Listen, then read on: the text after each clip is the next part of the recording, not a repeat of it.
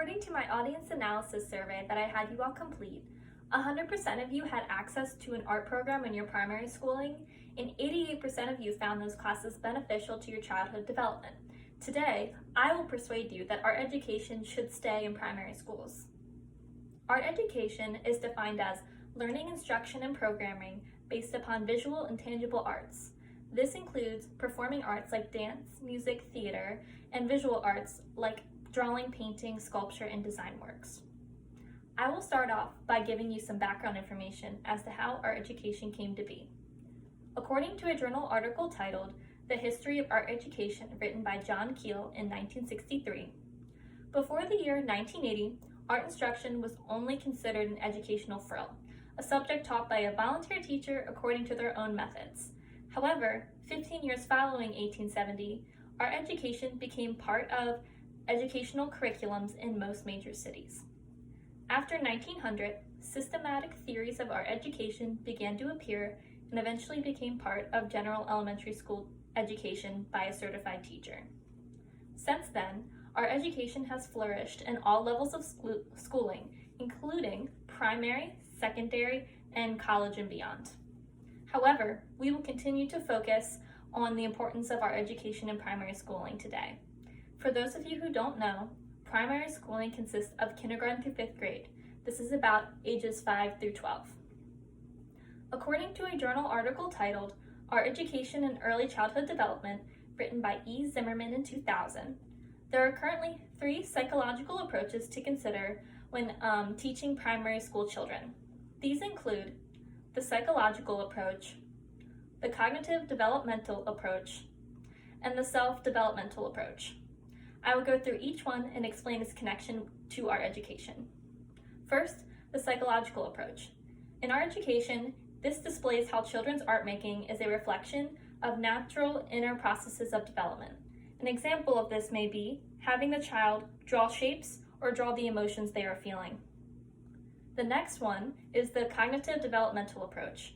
In art education, they decipher children's construction and general knowledge of the world through their artwork. An example of this may be having the student draw their house or their building. The last one, the self-developmental approach, in art education promotes self-developmental so children can understand themselves, express themselves, and communicate with others through their art.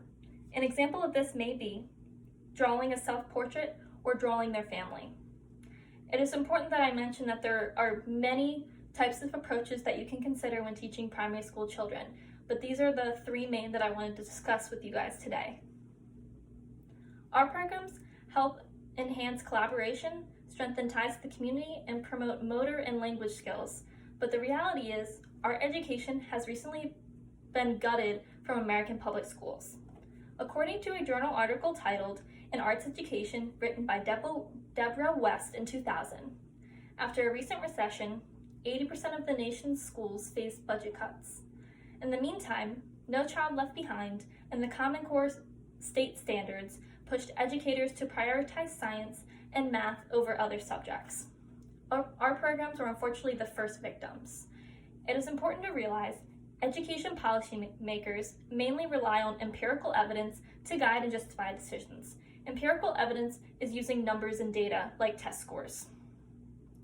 This leaves advocates for art education to struggle in making a case for the preservation of K-12 art education. To date, there is a remarkable lack of large-scale experimental studies that investigate the educational impacts of the arts. The most promising outcomes associated with art education learning extend beyond commonly reported outcomes such as math and test scores. There are strong reasons to suspect that engagement in art education can improve school climate, empower students with a sense of purpose and ownership, and enhance mutual respect for teacher and peers.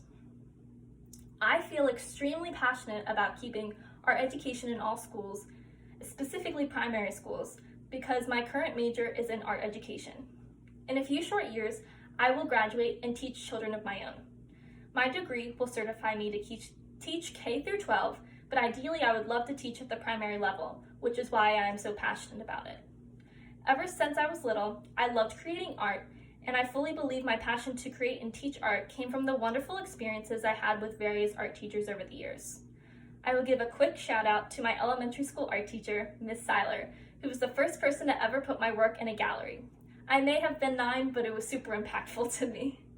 Next, I would like to shout out my high school art teachers, Miss Stefan and Mr. Llewellyn, who not only pushed me to grow in my artistic skill, but also supported my future choice as an art educator.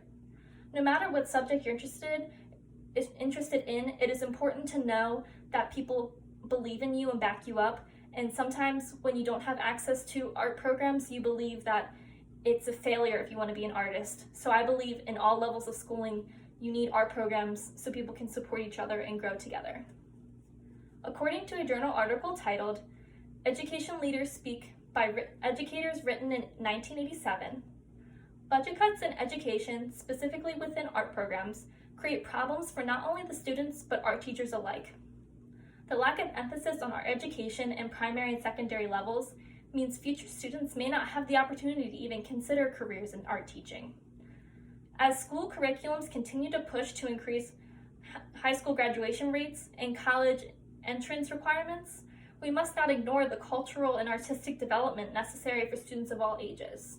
It is not always about the test score, it is sometimes about experiencing and growing and learning through school. In conclusion, I do understand that not all of you may have the same passion as me when it comes to the importance of art education, but it is relevant to realize that 100% of you did have access to art programs in your primary schooling, and 88% of you found those classes beneficial to your childhood development. Art education is necessary in all school levels, but is particularly important to the development of young children at the primary level. Access to art programs may not be a reality to the teachers and students of tomorrow unless we advocate for art education to stay in primary schools. They should stay at all levels no matter what budget cuts or hardships the education system may face. Thank you for watching.